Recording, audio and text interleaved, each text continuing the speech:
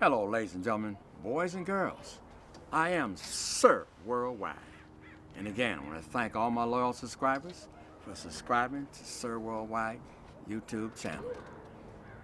This is History 101, but I want to talk a little bit about history and why we need to be focused on it right now. You know, I'm just going to jump at one country right now. We're not being racist about this country now. I love these people. But there's one country that is in total denial about history. Example, in 1942, the Japanese had the nerve to bomb a superpower. And in school, 1941, they bombed the superpower. And in the school right now, these young people don't even know why Hiroshima was bombed. Now, that's crazy. You know, that happened in 1945. That country was bombed, right? But in the school books in Japan, the young people don't even get that information. See how important history is to you? So, History 101 continues. Take it. How you doing, family? Good to be with you once again. Today we want to discuss the American Civil War. Now, there is some misconceptions about this. That's why we really need to clear it up. The American Civil War lasted from April 1861 till April 1865. Firstly, people like to say that South Carolina, the first state to secede from the Union, which was the basis in attacking Fort Sumter, which was in South Carolina, which started the war. People like to say, well, that was because of states' rights. But if you research, and you could do this online, South Carolina's statement as to why they were going to war, it was nothing except they wanted to keep slavery going. It was all about slavery. People may not want to agree with that. Read the document. Don't take my word for it. Don't agree or disagree. Just go do the research for yourself and you'll find that it was only about slavery. Now, by 1862, America was losing that war. If you remember the first Battle of the Bull Run in 1861 in Virginia, there were senators, congressmen who went out on their horse and carriage with their women to watch the battle, thinking that they would win. It was American volunteers that they sent against the Confederates at the time, and the Confederates whooped them. They ran back to D.C., some of the senators and wives even falling off their carriages in their haste to get back to safety to D.C. Those things happened. By 1862, the summer of 1862, America was losing that war. President Abraham Lincoln decided at that time to draft an emancipation proclamation, which was issued January 1st, 1863. Now, what that was a fight against the Confederacy's economy, because they understood that the South was very wealthy because of cotton. And in fact, I can't remember the percentage, but there were a high percentage of millionaires in the South because of the cotton trade that was only possible from slave labor. So Lincoln understood that's how they were financing their military effort. So he didn't care about the slaves, and I'll prove that to you in a second. What he cared about was crippling the South's ability economically to fund their war effort. That's why he issued the Emancipation Proclamation. He let Negro soldiers, so-called Negro soldiers, into the ranks of the Union Army, some of which from the South, who were fighting like no soldiers fought before. Why? Because their families were in bondage and they were trying to free their families.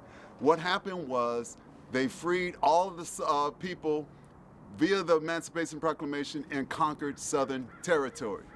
And the last were freed June 19th, 1865, when they went into Galveston, Texas, and made the slaves in Texas free, the last place to free the slaves. However, let's not forget, there were four states in the Union that were not on the side of the Confederacy that also had slaves. And of those 4 states, they were allowed to keep their slaves. The Lincoln didn't free those slaves. He did not. Now that would be Missouri, that would be Kentucky, that would be Maryland, and that would be Delaware. Those 4 states. In fact, Kentucky was the place where Lincoln and his wife came from. Mary Todd Lincoln, the first lady of the land, her father and her 2 brothers were officers in the rebel army. You don't see that every day, but that's what happened during the American Civil War. They left Kentucky to fight in the South against her husband, their brother-in-law's interests, so that they can keep their slaves. That's the only reason they fought. And what happened was, by 1863, when the writing was on the wall that the Union started winning the war and it was turned around, governors in Missouri, in Kentucky, and in Maryland started a path to free their slaves between 1863 and 1864. What happened, however, in 1865, there was one state left that still had slaves. Now, Lincoln was assassinated. The war ended on April 9th at Appomattox Courthouse when General Lee surrendered to General Grant. And April 14th, Lincoln was shot that night at the Forbes Theater in Washington, D.C. He died after midnight across the street at a boarding house where they took his body to on April 15th. That's the day he died. Now, Delaware, even though the 13th Amendment to free the slaves as a constitutional amendment in America was drafted in January of 1865, it wasn't ratified until December the 6th of 1865. That's when the last slave was freed. Remember, we're not free until all of us are free. And we did not get free on Juneteenth. So don't back that as a celebration of a Freedom Day.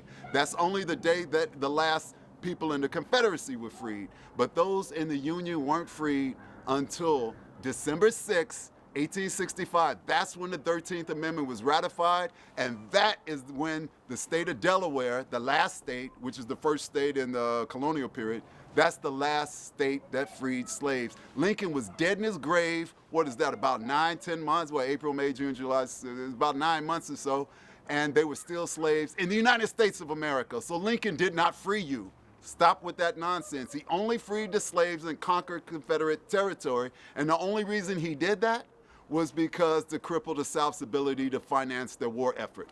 So he didn't care about you. Let's get rid of that myth.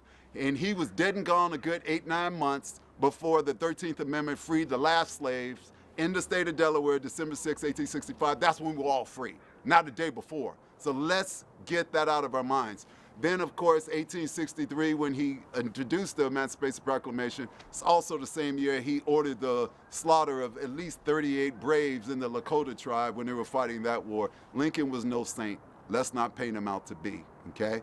And in addition to that, the black troops at the end of the war, the Confederates hierarchy in their military, their generals, and their government, most of them were slave owners and vehement racists. But they even admitted, if it wasn't for Lincoln putting the Negro slaves into the freedmen and other blacks from the North into the Union Army, America would have lost that war. In other words, we, so-called black people, saved your country. Some people like to think that you all came and freed us. No, it wasn't quite like that, although that was part of it.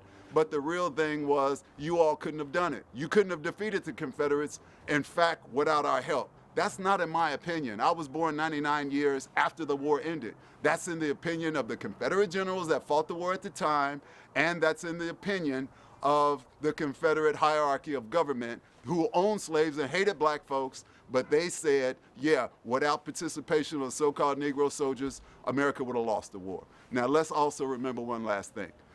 After the war, they gave us nothing. No 40 acres and a mule, no nothing else. Now I mentioned the Lakota people earlier, when they finally defeated them in 1891, what did they do? They gave all that land from the 1860s through the 1890s as they defeated those people, and we're talking about from Minnesota all the way to Washington State, Montana, the Dakotas, Minnesota, all those states.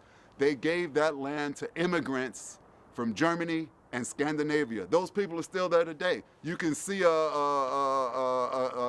example of that on Little House on the Prairie, that TV show and those books, because those are the people who lived there. And those people took those properties, they didn't even know how to farm half of them, and they gave them farming agents, free implements to farm, all of this for free, because they didn't want to empower black people, or so-called black people. They would rather empower Europeans who wasn't even here during the war, half of which couldn't even find America on the map during the Civil War. Black people saved your country. wouldn't have won the war without us, and they gave us nothing. Those same people took those houses and they were able to refinance, send kids to school, build businesses. The houses grew in wealth over the last 100 years or so, while black people had nothing. So the next time you say, well, why don't y'all do anything for yourselves? Because you all were given a great head start. We saved the nation, and we were given nothing in return. Lincoln's not a hero, and let's just not forget any of that. Next time, we're going to go deeper into what we were just talking about, and we're going to talk about the Negro Project and this woman with the Klansmen here, Margaret Singer, as you can see right here. She is the woman who started the Negro Project, which we're going to go into next time. And let's not forget, people, it's not about hating other people. It's about respecting ourselves, understanding our history, understanding the Civil War. We won that war. They wouldn't have won it without us, and they gave us nothing in return. And lastly, the 13th Amendment is still legalized slavery, because if you get caught in prison, you can still be a legal slave. So let's not forget any of that. Stay strong, family. Good to talk to you always. Take care.